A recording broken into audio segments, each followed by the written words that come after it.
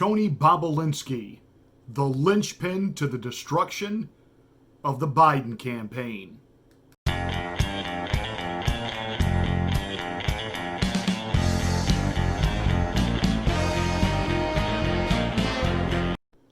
One of the best arguments against early voting is oftentimes voting begins before something is revealed, something comes out, something is discovered, thus proving this individual running is not fit for office. Now, in this case, this is information that has been out. Media outlets have had this information, and they have refused to report it. A news agency which refuses to report the news. We're not talking about innuendo, gossip, lies, pure made up out of thin air accusations, like the media did for 3.5 years during Trump-Russia collusion. When you have actual evidence, in this case, there are no missing emails. We have them. We don't have a hard drive that has been wiped clean with bleach bit. We have it intact. We can see what's on there. We can read the text messages. There's video clips. There's audio clips. And an eyewitness. Funny, when it's a so-called eyewitness who is an eyewitness to a friend of a friend of a friend who thinks they heard the president say something on a phone call with Ukraine, we call that person a whistleblower, a patriot, doing the right thing. When it's a person actually in the room with Joe Biden as a plan is being laid out to absolutely not simply grift from a foreign entity, but the implications of how that would then compromise said individual, then Vice President of the United States, the kind of favor that these foreign governments would be looking for, the type of leverage and blackmail to be able to control said individual. And our media just apparently isn't concerned. Well, he's been trying to speak out, and he's been silenced. Then he has been disparaged, and of course they have attempted to discredit. When Joe Biden is occasionally, in a random act of journalism, actually asked about all of this, he has the canned answer. Questions and controversy continues today about Hunter Biden, your son's. There is no controversy about my son. It's all a lie. It's a flat lie because the president has nothing else to run on. So Joe Biden has claimed that he had no understanding, no real conversation with Hunter about his foreign investments and what he was doing and how it worked, and he certainly never took any money from a foreign entity. But is he lying? And did he use his son, crack addicted, thrown out of the military, cheats on his own brother's wife, his own family can't trust him around underage teenage girls, that he sends inappropriate pictures? I mean, the guy is a dirtbag. And that's being nice about it. But was his father involved? Hear from the witness yourself, who sat down and gave an exclusive to Tucker Carlson. We just showed you the first 20 minutes of our interview a few hours ago with Tony Bobulinski, well-known international businessman who was asked by the Biden family to do business with them in China. He met with the former Vice President Joe Biden 2 separate times, and they talked about the China business deal. Now, this information has been out for several weeks. It's been in the hands of a number of different news organizations. The reason you're hearing a lot of this for the first time tonight on this show is because they have resolutely ignored it and tried to suppress the story. Joe Biden has rarely been asked about it, though there is an enormous amount of detail and documentation that no one has refuted because it's real. This topic did come up because the president pushed it at last week's presidential debate. And what was notable was that Joe Biden didn't deny any specifics about his connections to the Chinese Communist Party, his family doing business there, he himself participating in that business. Instead, Biden dismissed the entire story out of hand and suggested that Tony Bobulinski, who is a veteran, a former naval officer, was part of a Russian disinformation campaign aimed at this country. His evidence for that? Well, there wasn't any. Instead, he cited a letter from, quote, 50 former national intelligence folks, almost all of them partisans, every one of them a liar. None of them had directly assessed the information. Not one of them called Tony Bobulinski. They knew nothing. Joe Biden said that on stage. And so when we spoke to Tony Bobulinski, we asked him his reaction to that. And here's what he said. Tell me about the conversation that you had with Joe Biden. What did he say to you? You mean the morning after he spoke? That's right. There was 10 people running around, getting him something to drink, and we were backstage in a cramped space, and he asked me to walk with him out to the car, and he just asked, how I did and what I thought of his speech, and I thought he did a great job in the speech, and obviously cancer is a very serious thing that we should all be working together to solve. I just lost a sister-in-law within the last 2 weeks, sadly, to cancer. And then he just sort of asked me to keep an eye on his son and his brother. Yeah. What do you think he meant by that? I think he was conscious of things, and I can't speak for him. Maybe Right. I would love for him to go on record. As I referenced earlier, I'm only sitting here because they have not only have they not gone on record, they've denied it, and they've tarred my family name and a long history of serving this country, and have other congressmen now talking about Russian disinformation. This whole smear on Joe Biden comes from the Kremlin. I held a top secret clearance from the NSA and the DOE. I served this country for 4 years in one of the most elite environments in the world, Naval Nuclear Power Training Command. And to have a congressman out there speaking about Russian disinformation, or Joe Biden at a public debate referencing Russian disinformation, when he knows he sat face to face with me, that I was traveled around the world with his son and his brother, to say that and associate that with my name is absolutely disgusting to me. Did you complain about that? I mean, to suggest that you were committing treason or a part of a foreign attack on our democracy, which is how they characterized it. I mean, that's such a serious and I think unfair charge. Did you bring this up with them? Well, in basic form, you're exactly right. They are publicly accusing me of treason right now, treating me like I'm insignificant, or the 50 years of history that my family served this country is insignificant. And that's why I'm sitting here having this. I assure you, this is the absolute last place I want to be right now, and the last thing I want to be doing right now. But I feel like I have a patriotic duty to this country and every American citizen to go on record and to find the facts for them and let them do their own work. Let them decide how they view those facts or not. But for the Biden family to deny these facts, and then not only deny them, they could have just said no comment, but they didn't say no comment. They then brought in Russian disinformation and basically associated my name with that, which is absolutely disgusting to me. And I had to go on the record. Last weekend, I was in Virginia. Sadly, my sister-in-law passed away at around, I think, 6:38 Saturday morning. That's the wife of my brother, who spent 28 years serving this country as a naval flight officer and just retired. So you can imagine me dealing with that and the tragedy of that.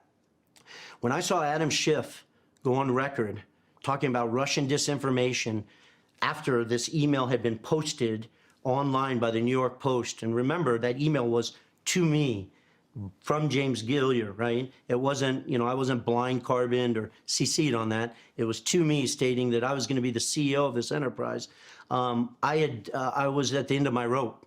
And so I called Rob Walker, and I told him that if that statement isn't retracted by Congressman Schiff by midnight on Sunday, that I was going on record and I was disclosing all the facts to the American government, to the American citizen, and the world.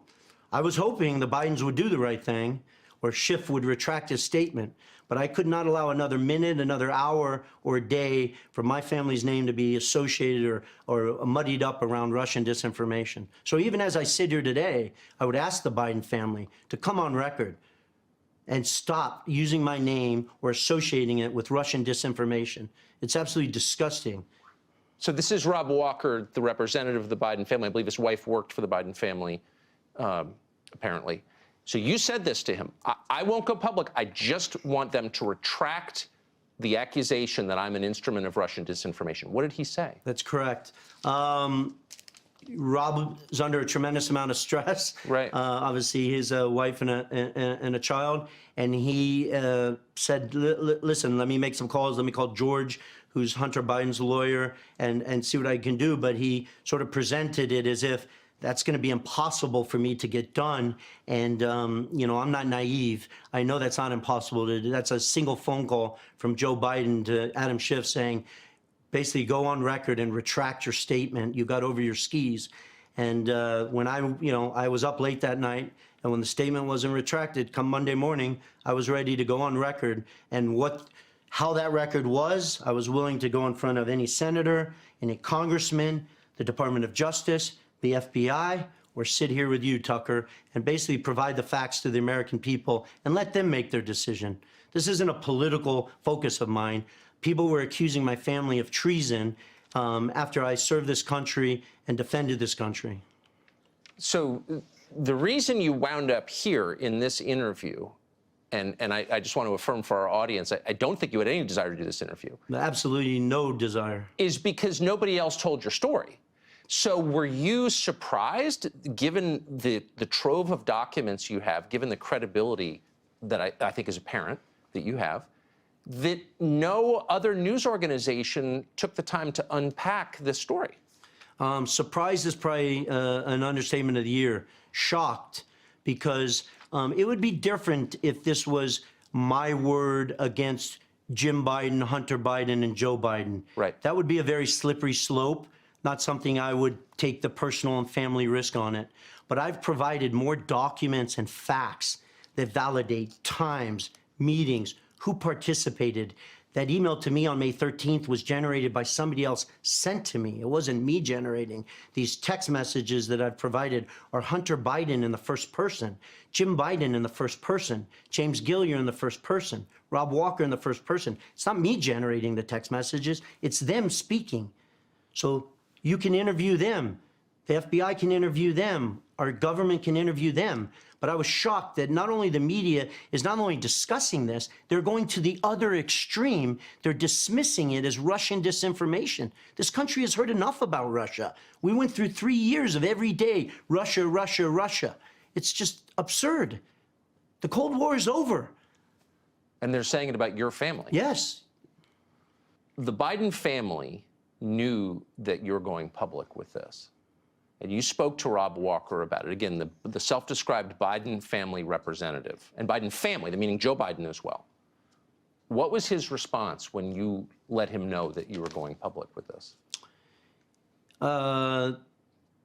Trying to coach me, trying to sort of say, hey, we don't want to do that. We don't want, press trucks out in front of our house. I'm going to have to move.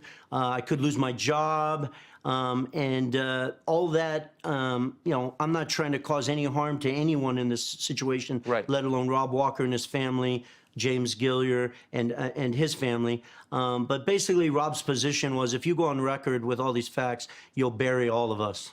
If he doesn't come out on record, I am providing the facts. Tony, you're just going to just bury all of us, man. What was your response to that?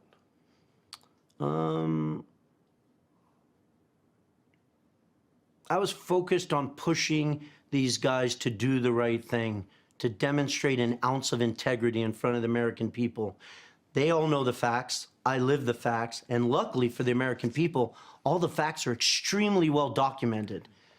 I'm irrelevant in this discussion, so I can write off, but the American people can read these texts, listen to the recording that you just played, read the legal documents that were executed in Delaware, and they can form their own conclusion. They don't need me to form the conclusion for them.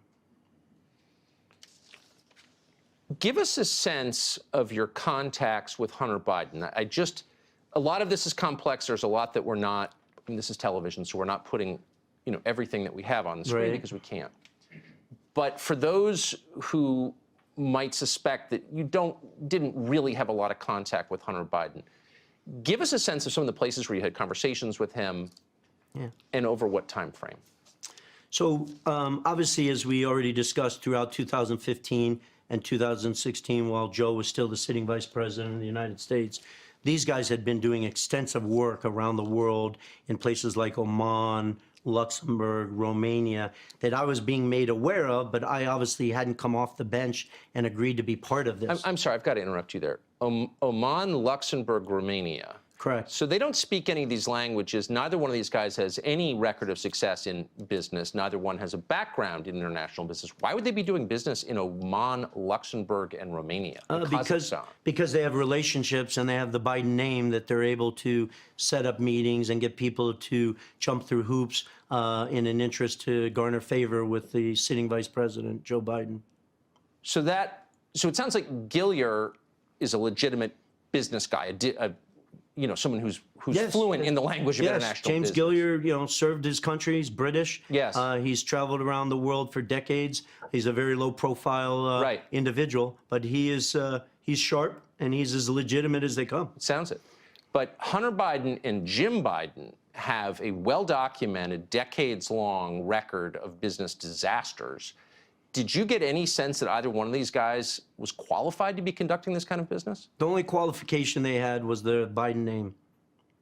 But they seem to have parlayed that into quite a few deals in quite a few countries. And I interrupted you, so continue with where they were doing these deals. Yeah, so you had asked, the extent of my communication with Hunter Biden. So when I decided to come off the bench and entertain being the CEO of Sinohawk Holdings, obviously I was brought up to speed on the work that they had been doing in Oman, Luxembourg, France, Romania, Kazakhstan, and stuff like that, because that was all going to be integrated into Sinohawk Holdings. And so you asked to the extent that I spent time with Hunter Biden. I personally was in Bucharest, Romania, with Hunter Biden, Jim Biden, James Gilliar, Rob Walker. I was in Monaco for the annual Grand Prix there. I was supposed to sit with Hunter Biden. I met him. I met on the patio of his hotel, and I sat there and waited for 2 hours. And you can imagine how angry and I was frustrated after sitting there for 2 hours waiting for him without a text, a phone call to let me know I can't make it or I'm tied up. And in a text that I think you guys are aware of and saw, the next day he aggressively comes back at me that he couldn't attend the meeting that he himself set up. I stepped away from family and friends on the yacht that I was on with my friends to go sit with him for a couple hours. And he's effectively screaming into the phone that he could not pick up the phone and text me because he was with the Ukrainians and Mykola, the founder of Burisma, and that he was fighting for the only income he has on the Kazakhstan deal that apparently he negotiated. Now, I had no exposure to a Kazakhstan deal. I'm not aware of any of the particulars of that Kazakhstan deal. I just know for a fact there is a Kazakhstan deal because Hunter Biden in first person told me there was in the text that I think you guys have and you will show to the American people. It's not my job to determine what that deal is. I'll leave that up to the FBI or the Senate and the Congress to figure that out. I just want to restate this. You are not a grifter. You're not someone who's selling access. You're a legitimate businessman who's done deals in a lot of different countries. So I just want you to assess once more, is there anything about Hunter Biden's personal experience, personal qualifications that would justify him doing a deal in Kazakhstan? Absolutely nothing. The only thing that he had was the Biden family name and the fact that his father at one point obviously was a sitting vice president and potentially would run as a future president. It sounds like a remarkably ambitious international business program they had running. Extensive. He and his uncle. Extensive. This is a small point, but I can't get over it. So you saw a number of reporters say, again, in an effort to bat away your story, your testimony on this, that the chairman referred to in a bunch of these emails was not Joe Biden. It was, in fact, the government of China. When you see people refer to the chairman thinks this, the chairman thinks that, they're talking about China and not Joe Biden. So I want to put up on the screen. Here is a text message you received from Hunter Biden to you. Hey, Tony, I have an idea. In light of the fact that we are in an impasse of sorts and both James's lawyers and my chairman gave an emphatic no, I think we should all meet in Romania on Tuesday next week. So you're hearing reporters say, that chairman was, in fact, the Chinese government. Here you have Rob Walker responding to you. Clearly there's some confusion over this, and he's saying, and I'm going to put this on the screen now, when Hunter Biden said his chairman, he was talking about his dad. Correct. There's two chairmen in the story. There's Chairman Yi, who was the chairman of CFC. Yes. In that text from Hunter Biden, he was not talking about the chairman of CFC. And what Hunter's referencing there is he spoke with his father, and his father is giving an emphatic no to the ask that I had, which was putting proper governance in place around Oneida Holdings. So Joe Biden is vetoing your plan for putting stricter governance in the company. I mean, and it's right here in the emails. Yeah, Tucker, I want to be very careful in front of the American people. That is not me writing that. That is not me claiming that. That is Hunter Biden writing on his own phone, typing in that I spoke with my chairman, referencing his father. If the world thinks that my chairman is not his father, then Hunter Biden would come forward and go on record and state to the world. But you have the Biden family representatives, Rob Walker, saying right here, May 19th, no. When he said his chairman, he was talking about his dad. Exactly.